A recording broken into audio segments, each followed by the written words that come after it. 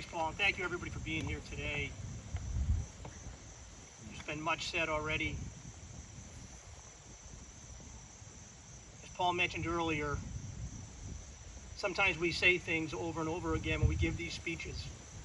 Sometimes we reiterate different points, but the importance of it and the value of it, for me, and I think for the next generation who come after us, is to remind them of what we went through as a nation, remind them what we went through as a country. 23 years ago, we're reminded every single day of that enduring impact of that day. Every time somebody mentions 9/11, our minds go immediately back to that moment when we heard. So we do stand in remembrance of the 206 people who were natives or residents of the Commonwealth of Massachusetts, as they were among the 3,000 or more innocent American lives taken from us on that day. We honor over the 400 first responders whose bravery cannot be overstated as they courageously rushed towards the blazing buildings, as we've mentioned already. In Woburn, we have, of course, the Woburn Fire Department and the Woburn Police Department. In New York, in those days, they were called, of course, the finest and the bravest. Oftentimes across our nation, all of our first responders can be named simply heroes. We are forever indebted to the generation that answered the call to fight the global terrorism battle, to battle Al-Qaeda, to bring Osama bin Laden to justice, and then continue those efforts worldwide for nearly 2 decades to ensure our safety back home, and they continue to serve our nation and keep us safe even today. As has been said, in the days and weeks and months following the attacks, we reminded ourselves that the actions of these extremists were not a reflection on Islam. And as Americans, we acknowledge that millions of Muslims who are our fellow citizens, our friends and our neighbors, live amongst us, who share our love of country and service and commitment.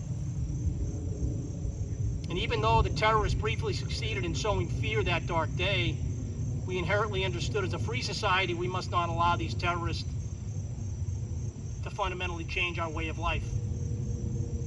For many, especially the younger generations, I believe we gained a deeper appreciation for what it truly means to be an American. I was a senior in college, in my dorm. We all remember the outpouring of American pride that we felt as citizens of the United States of America. The sight of the countless American flags flying in those early days and hours, the never forget banners that flew for months after, they all stood as a testament to our unwavering resolve as a nation. We made a commitment to forever remember and honor those we lost on that day, for the lives they led, the acts of courage they showed, the ultimate sacrifice that they made trying to save others. In a way, I like to think we made an unspoken promise to those heroes, to keep the American spirit alive and the sense of community that helped us in those hours and moments following the attacks. Today, we find ourselves in what feels like a very different world, a different time. I've said this before, but as we scroll through social media or we turn on the news, we are constantly reminded by so many people that we are divided as a nation like never before. I refuse to accept that narrative. Let me say that again. I refuse to accept that narrative.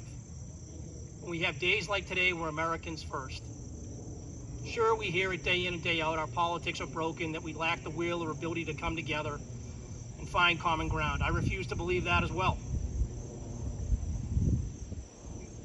While I disagree with such pessimism, we must acknowledge that if we ever find ourselves in need of inspiration or a compelling reason to better our country, to better our community, to better our Commonwealth, to build a brighter future for our children, we should look no further than the hours and the days following the attacks. 9/11 stands as a powerful reminder of our nation's ability to cast aside our political differences and seeing each other not through the lens of party or ideology, but rather as neighbors, as friends, and most importantly, as Americans.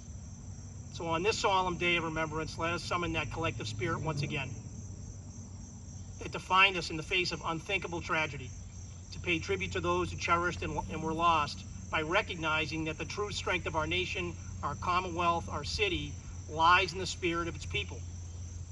It's in our unity we find our strength. Out of many we stand as one, stronger and more resolute. Thank you, and may God continue to bless the United States of America.